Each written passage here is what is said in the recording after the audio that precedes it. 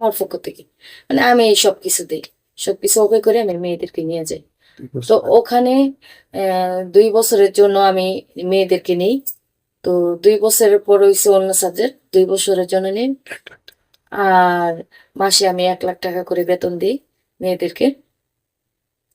আর মেয়েরা তো এমনিতে টিপস পায়, বকশিস পায়, এমনিতে তো তাদের ইনকাম আছে। ওটার মধ্যে আমি হাত দিই না, ওটা আমি জিজ্ঞেস করি না। তো আমার যেটা, মানে আমি যেটা কাজ করাই, কর্ম করাই, ওটা থেকে আমি মানে বেনিফিট নেই। কারণ আমার তো ওটার ভাড়াও দিতে হবে। আর বিশেষ করে আমি তাদেরকে প্রতি মাসের টাকা প্রতি মাসে আমি ক্লিয়ার করে দিই। তারা যাদের আত্মীয় স্বজন আছে তাদের কাছে পাঠিয়ে দেয়।